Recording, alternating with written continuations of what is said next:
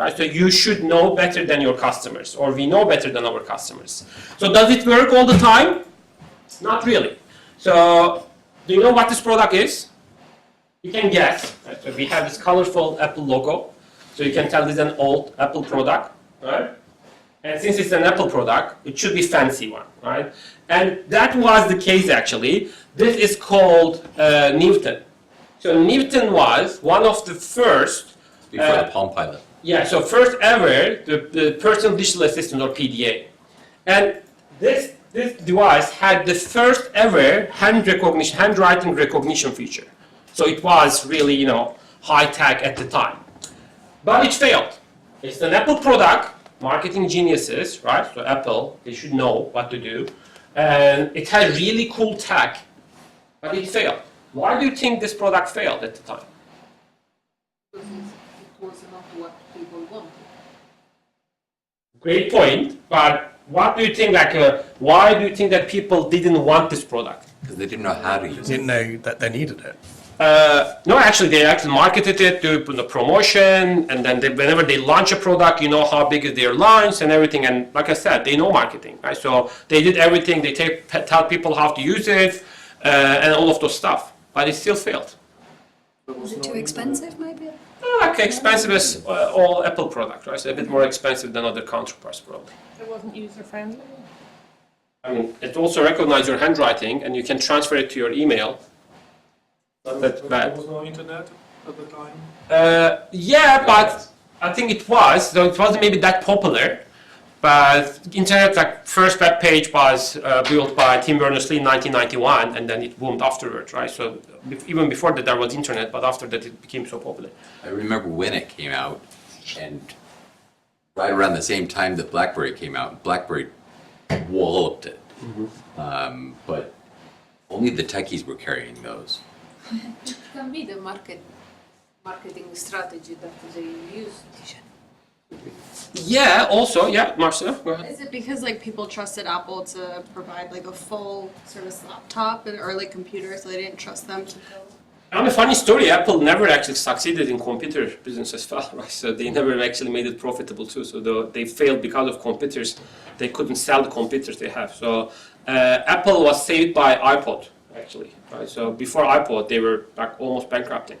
Yeah, go ahead. Oh. It was a handheld device and required from the user engage both hands. Yeah, so it's hard to take notes and then stuff maybe. But even now, just think of yourself. When you take notes, what do you prefer? Do you prefer something like this digital write something, or you prefer pen and paper like Jamie? Pen and paper. Pen and paper, I see a pen and paper, but yeah, we have digital body over there. But still in 2024, Andre is using pen and paper.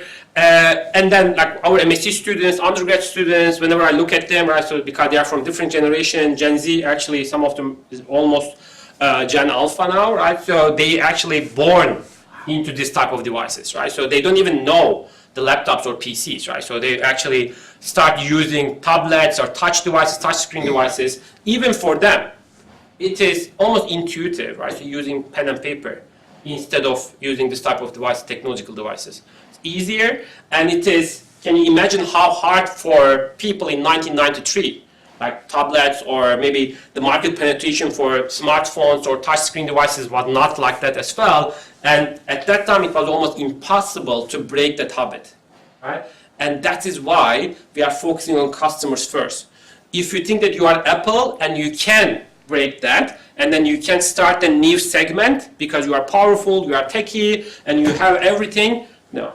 Even with that, if it is not the right fit, you will fail, right? And most of the technologies, if you just look into it, first movers in that technology always have hard time, which is something that we will talk later today as well, the diffusion of innovation model. It's really hard to penetrate into one or create even new market for a new product because we are generally driven by our habits, okay? And we are, as humans, we resist to change most of the time, right? It's not easy for us to accept something new.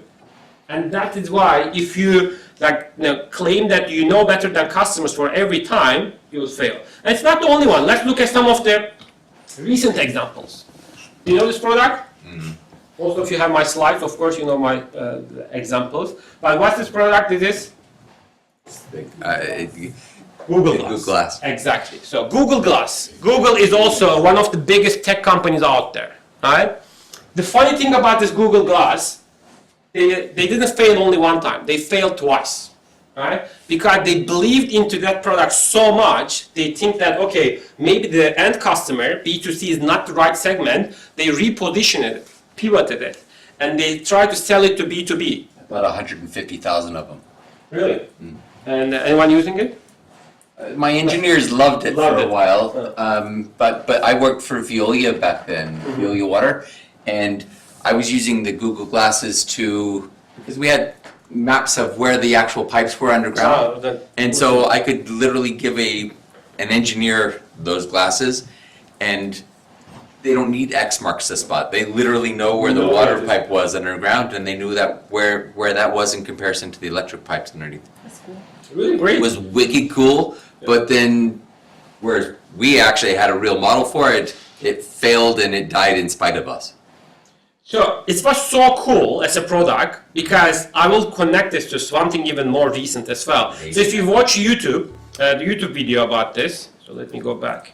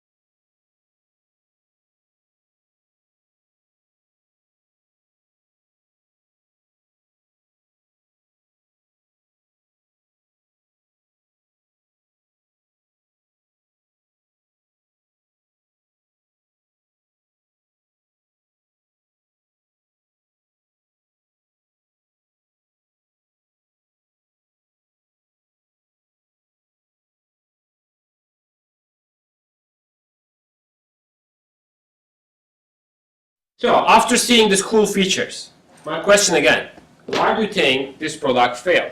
Not only once, even though Buddy bought so many of them, they still failed. Well, I was not popular. I guarantee it. So why do you think this cool gadget failed? Yeah, Rachel?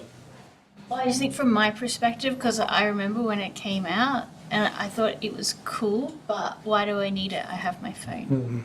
Cool. Yeah. So there is an indirect competitor maybe. Yeah? Price compared to benefits. It's uncomfortable also. Uncomfortable. So, I mean, I am using normally glasses as well. But after a few years, I just want to get rid of them. So that's why I'm putting contact lenses. There's a huge market of contact lenses for the people who has to wear something to see properly, but they don't like to carry some additional weights on their face. So why would you carry this all day, right, on your face, creating the discomfort, like when you don't need it, right? So when you have like your phone in your pocket. There was also a lot of companies that banned it from being able to come into a place because they were afraid of. Yeah, so maybe they are recording something. Yeah, 100%.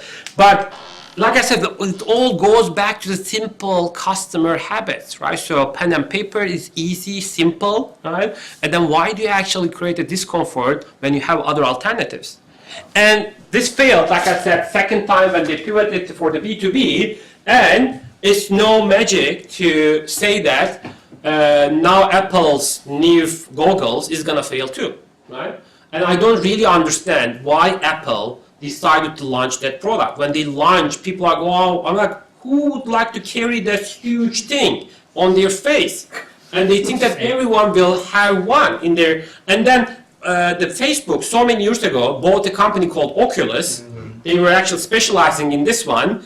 And they regret, they are still like Facebook trying to be like long game, they changed the company name like Meta, and they think that with the goggles, they can create like a metaverse and stuff.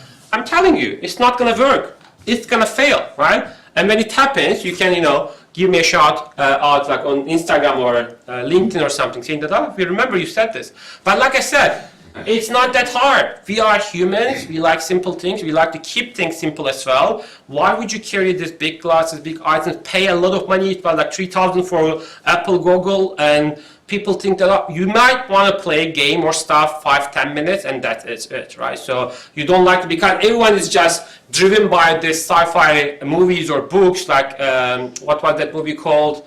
Ready Player One. Yeah. So they said the world will evolve to that, you know, that place. Everyone will have a Google. They will never leave their houses. Believe me, they are going to leave their houses, right? So it's not that easy. It's not that fun. Okay. So why I'm sharing all of those examples, because if you don't know your customers properly, you would fail. Even if you are Google, even if you are Apple, okay, even if you are Coke, New Coke. I don't know if you know about the New Coke failure. So it happened 1990s, 1991, like in early 1990s. If you watch the Stranger Things TV show, have you watched Stranger Things? I think even they covered that one. I think not directly New Coke, but they were actually using a product placement. I think I have a video, like in some slides in the upcoming weeks. But New Coke is one of the funniest example how big company, even if they think that they did everything by the book, they did everything right, but they failed still. Because Coca-Cola using the same formula, for some of the people it's like classic, right? So that amazing taste and everything, but for product managers, they were like, can we change something, right? So we are not doing anything about the product, we only do marketing, right? So because they said no one knows formula, but it's the same product, same taste for 100 years or something. But it's boring from marketing side of it, right? So it's the same thing over and over again, and they all like to try something because they have money, they have like reputation and everything, and they said, okay, we found a new formula. They came from the lab, they said that this is gonna work. And they said, okay, let's do a test before launching the product. So they did like a really one big field testing experiment. They recruited 100,000 people. They give them 2 glasses of Coke. One is old Coke, the other one is new Coke, without telling them which one is which. Okay. So out of 100,000 people, almost 70,000 of them said that new Coke tastes better, without knowing that it's new Coke. Okay, and they're so happy. Okay, we found one. Let's change the product. Let's go like all in for this product. And they created this new branding, new packaging, and then they hit the shelf with new Coke. But it failed. No one bought new Coke, and they were so shocked and disappointed. They said, "We did the test. People love the taste." But can you guess why they didn't buy the new Coke? Even if in the blind experiment they liked the taste. So we're used to old Coke. That's it. We are victim of our habits, right? So we like to keep things simple, and most of the purchase behavior is driven by habits. If you ignore this, even if you are Coke, like Coca-Cola, you are gonna fail, right? And that's why when we talk about customers, we will talk about this, unconscious or subconscious, not unconscious, subconscious mind or biases and everything. So even big companies, when they ignore their customers' habits, they fail. Yeah, you see a lot of Pepsi advertising saying 70% of consumers in a blind taste test prefer Pepsi, but no one's buying Pepsi, right? It's in relative to Very similar, yeah. I'm baffled how they continue to put that advertising out. Yeah. Pepsi is like, you probably say okay to Pepsi when there's no Coke, right? So like, do you